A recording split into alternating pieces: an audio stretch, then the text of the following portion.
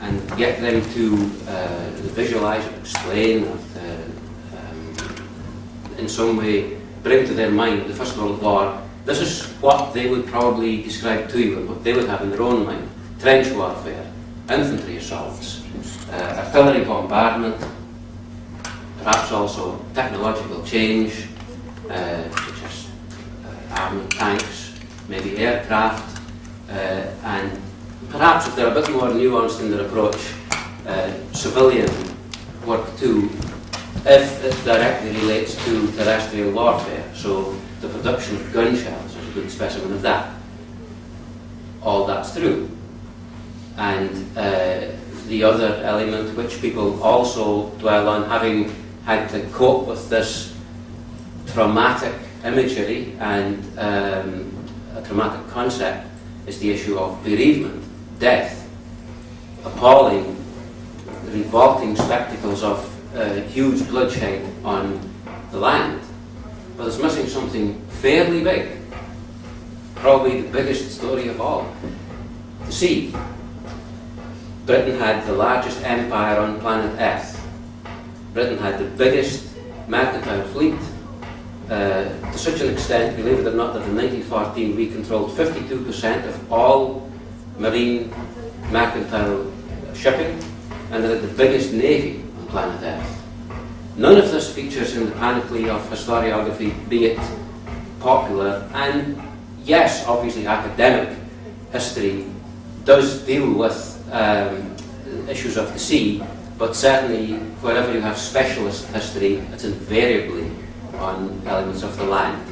So I'd like to appeal to people at large to think more holistically, think of the typical in the historiography of the combat and not the atypical. Now obviously the war was going to be decided in the field in France, but most people came back alive.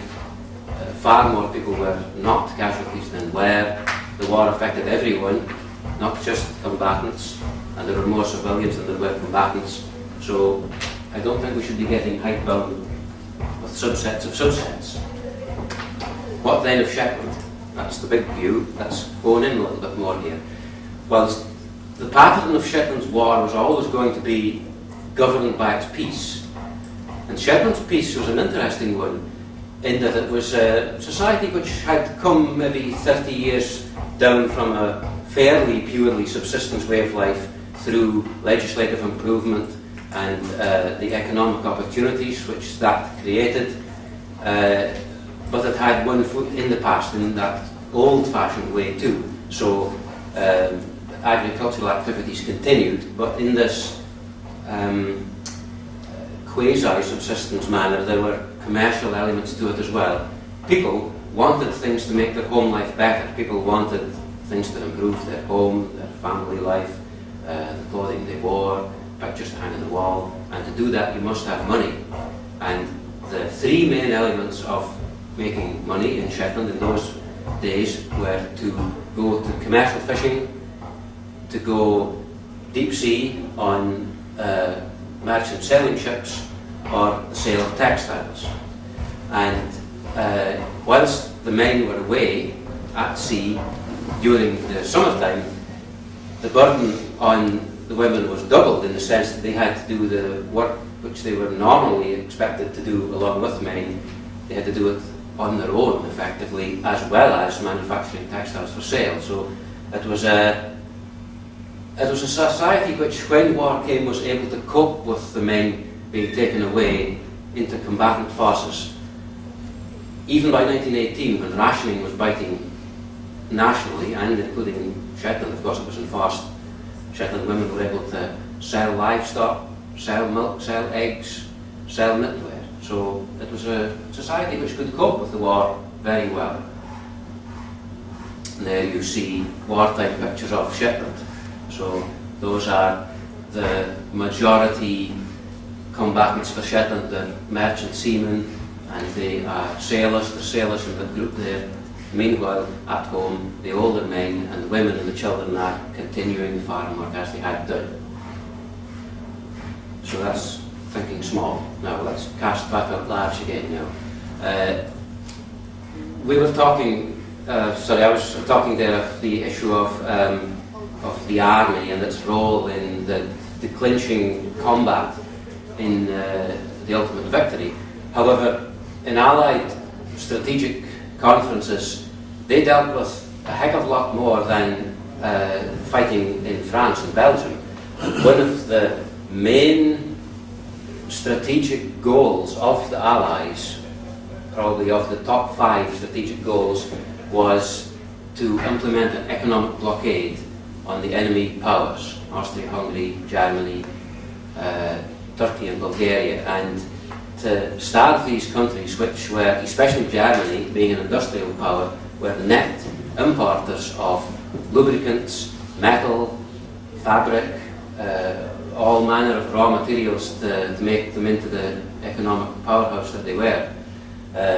And so much of these materials came from across the Atlantic, from the United States and from Canada, and an Allied goal was to deprive the Germans of this capability of sustaining and developing a war machine. And it was relatively easy for Britain to sweep German shipping from the ocean, given that Britain had this huge navy, but the problem then was of how to deal with the issue of Germans being able to get supplies via neutral shipping. And that was the point of this blockade. The blockade was a Royal Naval Force, a military force if you like, which was intercepting neutral shipping, so Danish, Swedish, Norwegian, Dutch and the United States up to 1917, neutral shipping, which was taking cargo across the Atlantic to anybody who was willing to buy it, because war is also to do with money. Shipping companies were taking an enormous risk running submarine-infested oceans taking cargo, but merchant shipping companies, then as now, could make a hefty profit, and so it was worth their while. So Britain wanted to intercept these neutrals. Why do it? Well, it's a fairly obvious thing to do if you're going to deprive the enemy of their supplies, that you're going to want to stop them getting, say, steel, oil, things like that, to prevent them from fueling aircraft and ships, and to build the machines of war, like these naval guns under construction in Germany. But as the war went on, the blockade became infinitely more stringent. So this bicycle here is a German machine with 2 British soldiers there, and it's maybe not dark enough in the room to see, but the tyres aren't rubber, they're actually springs. They're a set of springs mounted around the circumference of the wheel, and this is because Britain had successfully, through this marine blockade, stopped the Germans getting rubber, because the Allies controlled the rubber trade, so they couldn't get rubber. So it got incredibly stringent. Fodder, for example, could be used to feed a horse, which might pull an ammunition limber, so people the Navy eventually stopped fodder getting through. So it was a very stringent operation. Now, in order to do this, the Navy needed a place to base the operation. The most important naval base, I would argue, in the First World War was in Orkney, obviously, Scapa, the big naval base of the largest navy anywhere to be found. There was no room for it to happen there, but also it was far away from patrol lines, because the patrol took place a couple of 100 miles west of Faroe in summer, right up to Iceland, also in summer up to Arctic Norway, so it went very far away. And in order for that to happen, you needed to have a base which was relatively close to the patrol area to cut down on travel time for the ships coming back to get coal, water for their boilers, and food for the crew. So within this area of Shetland, this is on the west part of Shetland, I have a slide in a moment showing you exactly where it is. By sealing off this area of the seaway on the west part of Shetland here, you've straight away enclosed 3 large inlets And all these were used by the Navy in the First World War. Each of them are only a little more than a mile long, but they were very busy during the war. Just a very brief overview of what they were actually doing. The ships themselves were armed merchant ships, not warships. Now, the public at large in 1914, they thought this was going to be another Battle of Trafalgar. We're going to have a massive clash of heavy arms at sea, and the Allies could win the war at a stroke. But it wasn't to be. Mines and submarines spoilt the whole game. So the Navy instead were bottled up in Scapa Flow for a good part of the war, not venturing out very far other than with smaller patrol craft. Meanwhile, in northwest Shetland, a large fleet, at any one time, perhaps 25 big ships were based, and these were ocean liners, transatlantic liners, which were converted to warships. So you can see one here, this is one of its guns, and they were used because they were meant to, unlike warships, meant to stay at sea for a very long time. So they were extremely economical on coal, and also, quite cynically, I suppose, if one of those was lost, it could be more easily and readily replaced than a warship, which might have been under construction for 3 or 4 years. The ships they intercepted were taken to Lerwick. So there's a Swedish bark there which has been taken in to examine its cargo. Separate to this, initially, was another smaller unit called the Armed Boarding Flotilla. These were also commandeered merchant ships, perhaps 2,000 tons. They're mostly Isle of Man and English Channel ferries. And they were based in Orkney initially to patrol the area southeast of the entrance to Scapa Flow. And they're there really to mop up any straggler, suspicious ships which have got through the big blockade. But it's quite a small operation initially. I won't say much more about those at the moment. Suffice to say, one particular incident which has resonance in Shetland, but this maybe is part of my problem about the popular historicism of the First World War, is that people now, 100 years after the event, tend to accrete their interest on picturesque things. People who died, ships that sank, whereas 99.9% of their lives were very mundane. Now, that isn't in the least bit to decry the service and the contribution that these people made and the sacrifice, I should say. So in this particular instance, here you have HMS Ramsey, which is Manx ferry, has many Shetlanders on board. She is sunk by an equivalent German vessel, a commandeered merchant ship, and because in the early part of the war the Navy had allocated men alphabetically, and many people from Shetland were all from the letter H. So this could, in an instant, have a devastating effect in one small township or parish, as it did in the case of this ship. Many Hutchisons were on this ship, and several were lost. As it was a couple of days later, because Britain had this overweening power, the Meteor was intercepted west of Denmark and was hopelessly outgunned 5 ships to 1, and she was sunk. So that's actually an act of sinking.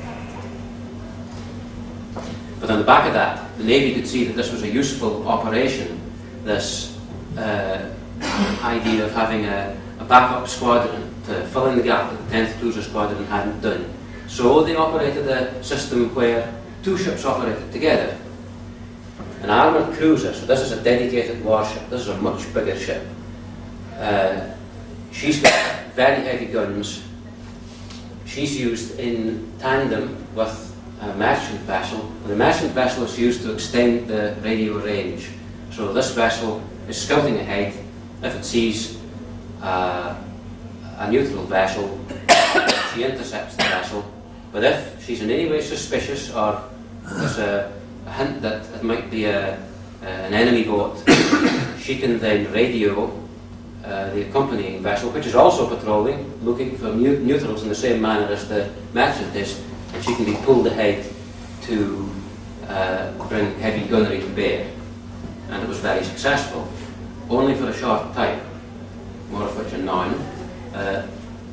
There now we see a picture of what the place actually looked like. This presentation is only to do with one part of this Western Shetland naval operation because it was very large. So this is only dealing with the shipping which is in this particular bay here. I mentioned textile production. This area down here, Vaux, was the major commercial textile firm out with Lerwick at this point. So it was already a busy trading hub, but in the First World War it became an important naval hub. So these vessels, the HMS Black Prince and the accompanying boarding steamers, were based there, but only for a couple of months, as I said, because in the most devastating naval battle of the First World War, which Winston Churchill famously said of the British commander, Admiral Jellicoe, he was the only man who could lose the war in an afternoon. Luckily, he didn't lose it, but he didn't win it. The important thing about the Battle of Jutland is that although both Britain and Germany contended that they had won it, because it was a contentious battle to this day, the most important thing is strategically Britain didn't lose it. But I'm going to home in just on one detail, because the hapless Black Prince was one of the cruiser screen. These are the outliers to the main battle fleet. Battleships are the big guns, quite literally, of a war fleet in the First World War, and they travel in a unit, a fixed squadron, and they're protected on all sides by smaller vessels, destroyers and cruisers. And on the far starboard side of the battle fleet lay the first cruiser squadron, and on the outer edge of it lay the Black Prince. And as night fell, the Black Prince had become separated from the rest of her squadron, and she was fixed in the searchlight beams of no fewer than 4 battleships, which are perhaps 3 or 4 times bigger than her each. And, well, suffice to say, of her crew of 860 men, there were no survivors. And that, if I go back one actually, that bay there, where these crewmen had visited the local women buying socks from people buying eggs, the loss of the Black Prince made a massive impression in the community. People were, even with war censorship, they were horrified by this, especially given the popular bombast of British naval invincibility. So what happens is that the Admiralty decided to strengthen this naval unit. They realised that it had been a useful unit, and they increased its size. They are based in Shetland, of course, and they're patrolling more or less from Shetland to Stad, which is the westmost part of Norway there. And as I mentioned previously, the 10th Cruiser Squadron, the big ocean liners, they're away west, but to stop any other ships which have sneaked far north, come down, hugging the neutral coastline of Norway and making a fast run to Denmark, to stop that being effective as a means for the neutral shipping. These ships of the 2nd Cruiser Squadron, which were founded after Jutland, they're patrolling in that patrol line there, and they're intercepting enemy ships. There is one of them, HMS Achilles, and there in some more detail is the base. Ships like the Achilles, they're more vulnerable than the armed boarding steamers because they're deeper draft, so they're more vulnerable to submarines. They're longer, so it offers a larger target for a submarine. And operationally, submarines cause a problem too, because these, unlike the 10th Cruiser Squadron, are travelling much faster. At no time would they be travelling any slower than 15 knots, which means that they have a prodigious consumption of coal. So within the base area, and I have pictures in a couple of slides' time, we have anti-submarine nets there, to protect the base from incursion. You have a minefield with a swept channel there, and every day minesweepers go out to clear the channel. You have either straightforward visible ocular navigational markers, as well as acetylene navigational markers within the area there. There are watch huts and a few shore facilities, but because very little of this operation needed anything built on land, there's not anything to see today, so therefore it's fallen off the end of popular First World War conveyor belt history. There's nothing for me to see, so it's not really very interesting, but the world at large is interested in the trenches, so there's plenty to look at there. It's inevitable, I guess. We're 100 years beyond these events.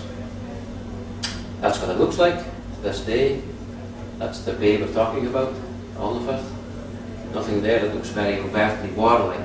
Unlike Scapa Flow, a much, much larger operation than this, of course, and the Admiralty from maybe 1911 had investigated very rigorously and had begun to prepare Orkney for being the big naval base, whereas submarines and mines had posed a whole new threat to the Admiralty, and they were in a quandary, and this had no facilities. That was the challenge for the Admiralty, was to convert this fairly indistinguished, typical, I'd say, Shetland Bay into something different. There it is during the war. So these people are on board one of the armoured cruisers. There's one of the armed boarding steamers, one of these armed merchant ships.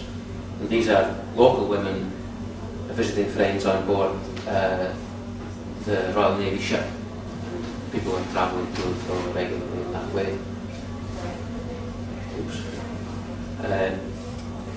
The national network of Shetland defences was planned out from early 1914 because the Admiralty were well aware of the fact that the diplomatic situation was deteriorating, and there could well be a situation of war involving the United Kingdom, and plans were made to institute a network of naval observation huts.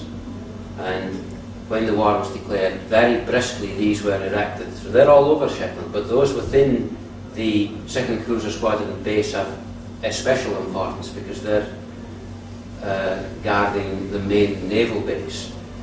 So you have elderly naval reservists, those who weren't posted abroad are manning the huts. You have telegraph huts, telephone huts rather.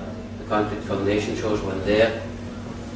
And the whole purpose of these things, when they're watching, is to watch for submarines. And the submarines that they supposedly spotted were then cross-referenced for their position. And the men in the watch huts, they alert the local guns crew, and there's one of these at Vaux within the Alnefirth base, the 2nd Cruiser Squadron's base. And the men have to load up ammunition onto the truck, hitch the gun onto the truck to tow it to the nearest place where the submarine had been spotted and sink the submarine. And it all depended on the German skipper being obliging enough to remain on the surface and stationary for maybe half an hour at least. They didn't sink a submarine. In fact, the only casualty was a woman who was knocked down on the road and killed in 1990. So they weren't very effective, I'm afraid. Also within the Alnefirth base, you have part of the auxiliary patrol. So these are based in Lerwick and in the Alnefirth area. These are significantly, again, civilian vessels pressed into the Navy, because again, the Navy hadn't anticipated the danger of mines, so many of these were operating as minesweepers. So they're mostly English and Scottish drifters and trawlers. And you have a boom defence net. Now, the eagle-eyed Arcadians amongst you here will spot that that's an Arcadian photograph, not a Shetland one. That's the Hawkshaw boom, but it's the exact same technology and topography as the Shetland arrangement. Still to be seen to this day is the gun battery, which guards the entrance to the base. These guns were taken from one of the warships and erected on land. And I'm not touching on what happens further north. The adjacent bay, which is called Bustillo, and Bustillo is the headquarters for the headquarters inlet for this operation, and also where you have, for example, hospital ships lie there, dispatch boats, duty drifters, visiting cruisers and destroyers have that as their anchorage. And there you see from the photographs and artefacts how busy a place it was. But more relevant to the second CS as well as the 10th CS are the colliers. One of these armoured cruisers, like the Black Prince or the Achilles or the Minotaur, would be at sea perhaps, say, 4.5 days and be in harbour for 3.5 days. And pretty much most of the time they were in harbour, they were coaling. So they take on maybe 700,000 tonnes of coal on one day and then keep coaling on the next day. So the weight of coal these ships could carry was equivalent overall tonnage of one of the boarding steamers. But the other of the two main requirements for these warships was water. Steamships need water for the boiler. And this again was a major factor in the Navy choosing this area. Up to 1914, there was a Norwegian whaling station in operation, and it was within the precincts of this bay. And in August 1914, it was closed up. It was taken over by the Admiralty early in 1915, and a water pipeline was laid from a loch nearby. This was used as the place where water was taken on board to the armoured cruisers and also to the boarding steamers. Provisions also, besides feeding the ships, you've got to feed the people. There was a type of vessel called a protected cruiser, which is a more lightly armoured version of the Achilles type vessel. It's smaller, slower, more old-fashioned, and it had been found to be too dangerous to take these things to sea. So one of those was anchored just at the mouth of the bay there, where all sorts of stores were available. Anything from tobacco to trousers, you could get it from that ship. Meanwhile, at Vaux, which was, as I said before, a trading post, all manner of things could be bought in the local shop, and this was very much a brief period of commercial bounty for the local firm there.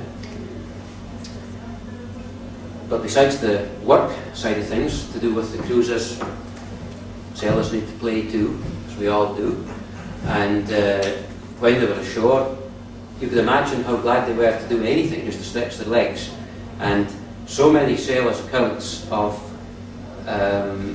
crew on warships in Scapa Flow talk of the monotony, the frustration, almost the hatred of the Scapa Flow base because they're stuck there and they can't get away, and they're seeing the same people in the same ships all the time. These people were different. They were at sea regularly. They were going very far away in all weathers, not all good by any means, of course, and they were coming back again.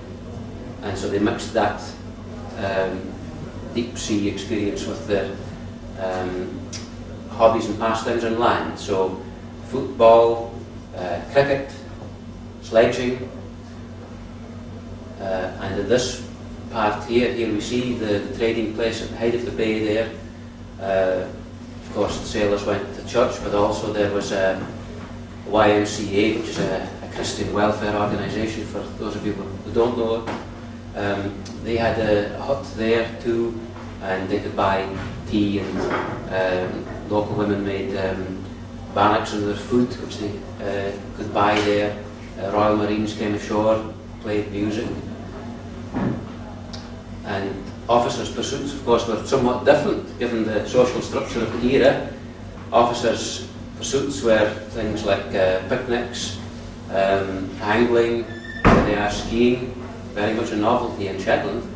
Not a novelty for Norwegians here, but certainly for Shetlanders it was very novel. But the biggest attraction of all for many sailors was the pub. And because of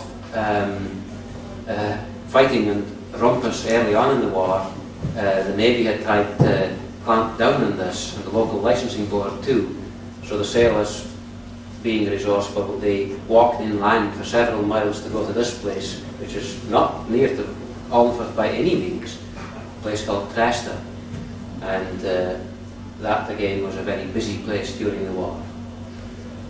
And a contrast between the naval base at Bustillo, which is the far north one I mentioned, with the armed merchant ships, and the one at Alnford with the armed cruisers, is that as a completely independent initiative of the sailors, they instituted a very well organised, I suppose what you would call it, a voluntary agricultural help scheme.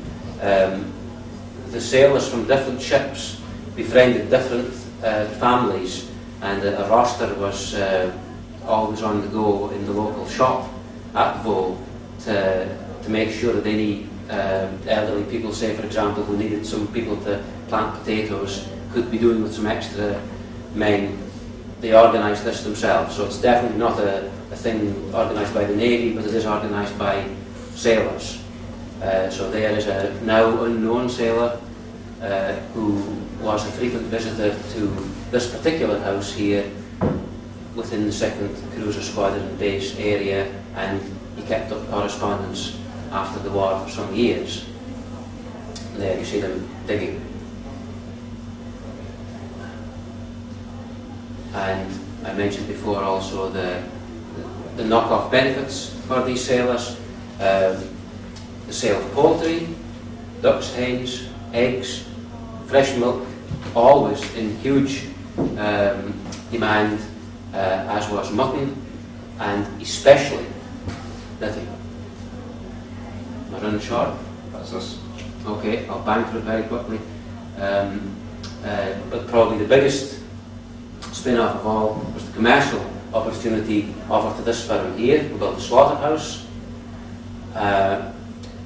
And the popular conception of the war is always dominated by, I suppose, high-impact things like the sinking of one of the squadron by the enemy, but it's an atypical event. And something to bear in mind is the more humdrum event which actually stopped the cruiser squadron. What stopped the cruiser squadron was the United States, it wasn't Germany. And it was because once the United States entered the war, the Allies were able to control the exportation from North America of all goods. So cargo checking could be done at the point of export, and the convoy system was introduced to usher these ships across the Atlantic safely. How effective was the blockade? This is a very controversial one, because the blockade, with the intervention of America, could be so much more effective. So effective that some estimates run that perhaps 600,000 Germans died of malnutrition. Civilians included too. So these people are butchering a horse, for example. Where to find it today? Second last slide, Andrew, so okay. Where to find the war today? Well, as I began by mentioning, is that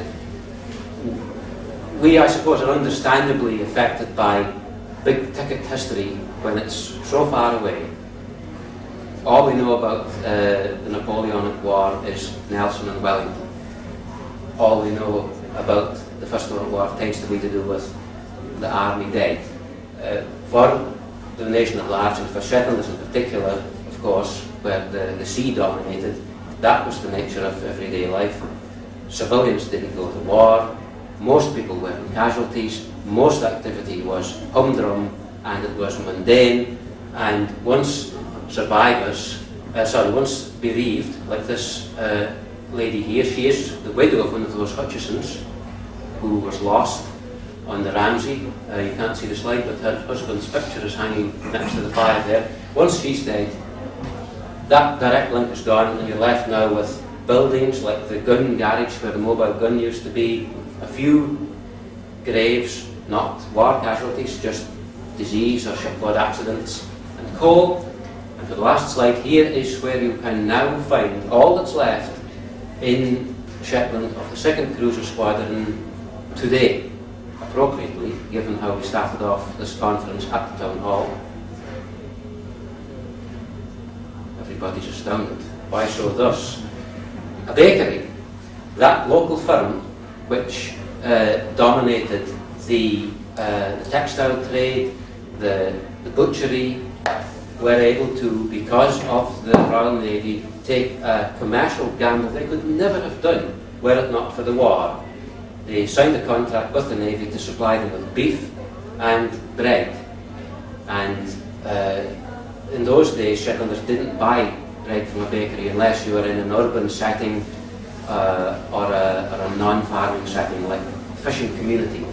This would have failed in an instant in 1914, but in 1915 a bakery was built at Vaux. It's going strong to this day, and for all I know, you maybe ate some of the bread here today.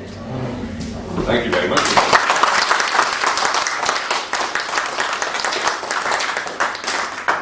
Well, thank you very much for those fabulous photographs and the story as well. As you say, it's being lost, it's being forgotten, and you say, do people remember Napoleon and Nelson? Well, they're even being forgotten as well, so you're doing a bit for re-educating us, so thank you very much.